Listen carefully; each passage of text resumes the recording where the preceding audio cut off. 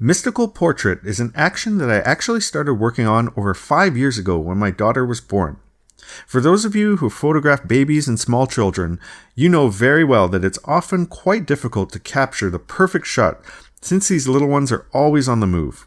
There were many times that I would chase my daughter around to get that perfect shot of her, but that meant having to constantly change my vantage point. So I would wind up with cool shots of her in action, but less than ideal backgrounds with too many distractions for my liking.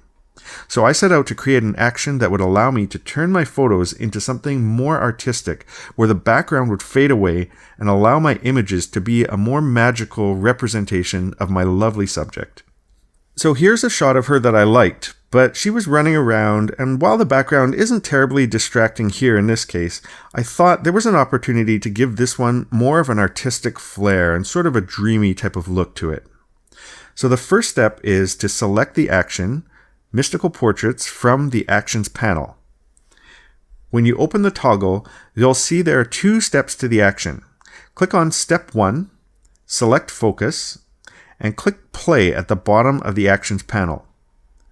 The pop-up dialog now tells us to paint over the areas of our image that we want to preserve, which is our main subject. So let's click Stop to do this now. So there are a number of ways to accomplish this step. You can use the brush, which is automatically selected for you by default, and simply paint over the subject, making sure to be as accurate as possible. You'll notice that you're painting on the main focus area layer, which allows you to use the eraser tool to erase your brushing if you make any mistakes. Now, alternatively, I like to select my subject using the Quick Selection tool instead. So to use this method, you need to first click on the background layer where we're going to make a selection of our main subject. Now we do the selection on the background layer because that's currently the only layer with actual pixels on it. So click on the background layer to make it active if you're going to use this method. Then you choose the Quick Selection tool by pressing W or Shift W if that doesn't select your Quick Selection tool right away. And then just paint over the area that you want to select. You can increase or decrease the size of this tool using the square bracket keys. Now you can release the mouse button and press it again to continue adding to your selection. Or if you select something outside of the main subject area, you can hold down the Option key on a Mac or the Alt key on a PC and paint to subtract areas from your selection. So let's finish up selecting my main subject here using this method. And actually, I'm going to leave out part of the subject to show you how to fix that if you missed a spot by mistake. So now with the selection made, we're going to click on the main focus area to make that active and fill it with the paint color that we would have been brushing with if we were using the brush tool method instead. So to do this quickly, press Shift Delete and change the drop down to foreground color and click Enter or OK. Now in this example, you can see that I missed part of the subject here, so that's easy to fix. So we're just going to click back on the background layer again and continue making the selection of the missed areas, and then go back to the main focus area layer and press Shift Delete again and click Enter or OK to fill in those remaining areas. Now you can get as accurate as you want to with selections like the hair in this case, but for this example, I'll leave that out, which will still produce a wonderful final result. Now again, you could have done this just by using the brush tool that's automatically selected for you after running the step 1 of the action, but I find that the Quick Selection tool does a faster and more accurate job in most cases. Okay, so with our main focus area painted, we can now click on Step 2, Run Mystical, and click Play. Now, depending on the speed and configuration of your computer, the action may take a few minutes to complete.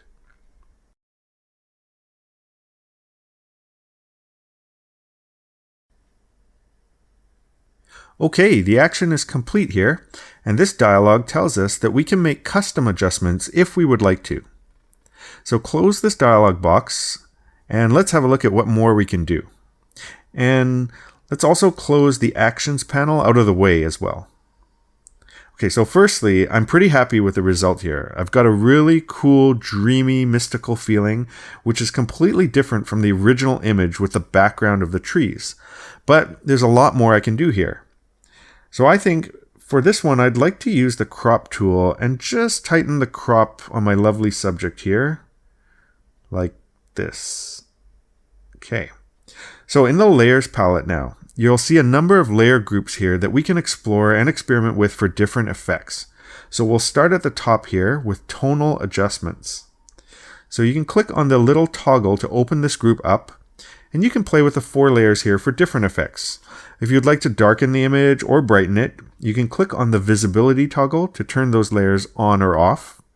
You can also double click on the adjustment icon of either of these layers to make refinements to these options too.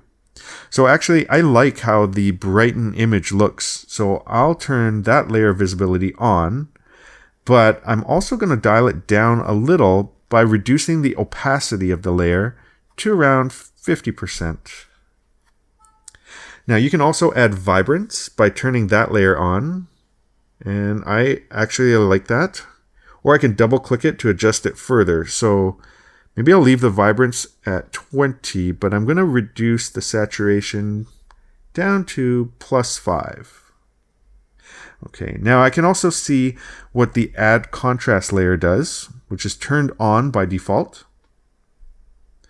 So yeah, the contrast is pretty cool, so I'll leave that on, and again, I can double click it to make deeper adjustments if necessary. So I'll close up this layer group toggle to keep things tidy, and let's look at the color options group now. So here we have a lot of choices for different color toning of the entire image. The first layer allows you to introduce a color cast over the entire image. So you can turn the layer visibility on, and then double click on the color swatch to change the color.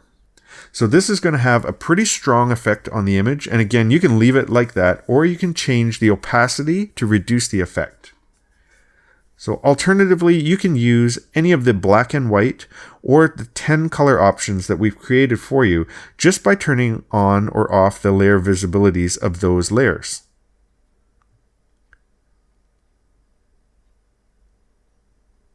So you can see there are a number of different color effects that you can introduce very quickly. So let's close up that group, and let's look at the next group, Subject Effects. Now this group actually only contains 2 layers, the first being a subtle glitter type of effect that goes around the edges of the main subject, which you can turn on and off like this. And if it's too subtle, you can click B to activate the brush tool, then click on the layer mask to make it active, and click D to make sure white is the foreground swatch color, and then simply paint on the mask where you would like more sparkles to appear. It's magical. Now the next layer is this misty area below the subject, which helps to blend them into this newly mystical world that we've created here. So you can turn that on or off, or adjust the opacity to your liking. Now our next layer group contains all of the rim lighting effects on our subject. So we have a few different layers inside here, and you can play around with the visibilities and opacities if you would like to change the effect of the rim lighting. So if I turn the visibility of the whole group on and off, you can see the overall effect of the rim lighting layers, and you can even adjust the opacity of the group as a whole if necessary. So next up is our main subject. So we can open this group up, and there are some options in here to play with as well. Now I'm going to zoom in to 100% so you can better see the effects of these layers. So we've introduced a details layer which sharpens the subject, and you can adjust the level of sharpening in 2 ways. So the first is to increase or reduce the effect by changing the layer opacity. And here you can really see the effect that this has as I adjust the opacity. Now the other way to adjust the sharpness is by double clicking on the high pass filter. Now if you don't see it in the layers palette, check to make sure the layer effects toggle is open by clicking on it here at the far right side of the layer. So now we can double click on high pass and make adjustments to the radius to increase or decrease the sharpening. So generally, you want to aim for as thin a radius as possible, which you can still see in the preview area here. Now, if you go too wide on the radius, you're going to introduce unwanted halos in the image. So as a rule of thumb, aim for the lowest radius where you can still see fine details in the preview area. And I can actually take this down to about one pixel here and click OK. Now remember, this isn't a necessary step. You don't have to do this with every image. These layer groups are here just to give you the flexibility to optionally refine your image if you like to play around with these things. So next is smoothness. Now this layer will generally affect the skin smoothness of your subject. And again, you can play with the visibility, opacity, or double click on the surface blur filter to go in deeper and change the amount of smoothness processing. Now in most cases, the default settings are going to be just great. So the next layer here adds a bit of an illustrative or HDR type of effect to help blend the subject more smoothly into this mystical world. So again here, you can adjust the visibility, opacity, or the Gaussian blur filter to change how the illustration effect appears. So for this step, I'd recommend zooming out to view your entire image before making changes to the illustrative look. So when you double click on the Gaussian blur filter, you'll notice that increasing the radius adds more contrast, and reducing it has the effect of flattening contrast in your subject. So again, we've set the default to do a great job with most images. Now the last layer in this set is simply the main subject as photographed. So if you would like to remove the details layer, smoothness, and the illustration effect, you can turn those layers all off and just have your main subject without any of the processing. So let's close up this group and let's have some fun with the bokeh effects group. Okay, so as you can see, we have 3 levels of bokeh effects. Large is the default setting, but we can also turn on medium and small to really make this portrait even more magical. So again, these layers can be controlled by their visibility and opacity. And if you want to add more bokeh to the different areas, you can again paint with a white brush on the layer masks of any of these areas to reveal even more bokeh. So in fact, let's add some more of the medium bokeh into this area up here. So I click on B to bring up the brush tool and click on the layer mask on the bokeh medium layer and make sure my foreground color swatch is set to white, which it is. And I can start painting to reveal more bokeh anywhere I would like. Now once I'm finished, I can adjust the opacities to my liking, like this. Cool, okay.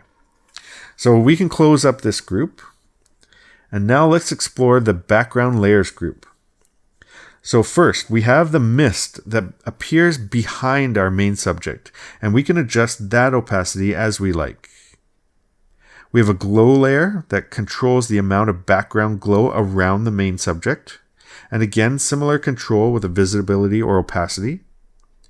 We have a color splash layer, which is going to appear differently on every photograph, and it just introduces some color interest into the background. So you can see how turning the visibility on or off gives you more of a flat background when you turn it off, whereas turning it back on gives you a hint of some color. So next we have some mystical darkness, which you can again control with the visibility or opacity. And the same for the mystical fog layer. And here we have a background gradient layer, and this one is really cool. So you can add a gradient that will affect just the background, not the main subject. So this is different than the color options group at the top, which affect the whole image, both the subject and the background. So here we can change up the tones of just the background without affecting the subject. So I think a nice blue and yellow combination will really suit this particular image. So let's apply that. So you can turn on the visibility of the layer and then double click the gradient swatch. And when the dialog box appears, you can click the actual gradient strip to change the colors. And then to adjust each color, you just click on the little tiny color pointer here and then adjust its color accordingly.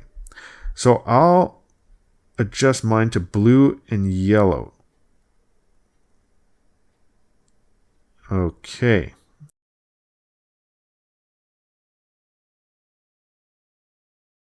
And then click OK. Then I can still make further adjustments. I can keep this as a linear gradient, or I can change to any of the other gradient fill options. So radial might look cool. And I might have to reverse the colors by clicking on the reverse checkbox and turning that on. And I can even scale that up a bit to maybe 150%. So that's a different effect. But actually, I like the linear gradient, so I'll turn off the reverse checkbox and I can adjust the angle to best suit my image. And I kind of like that. So I can reduce that just a bit by adjusting the opacity of this layer, maybe down to 20%. So you can see it's quite subtle, but it adds an interesting tone to the background without affecting the subject here. Now the next two layers work together, and what we can do is reduce the opacity of the background texture to reveal a color tone just on the background. So this typically works really, really well when you pick a nice bright color on the background color layer. So I'll reduce the opacity of the background texture layer down to 80%, like this. And now I'll double click on the color swatch of this background color layer. And now the blue actually is a really nice color contrast against our main subject, but for this image, I'm feeling that something with less contrast and more of a bright, warm feeling. So like this.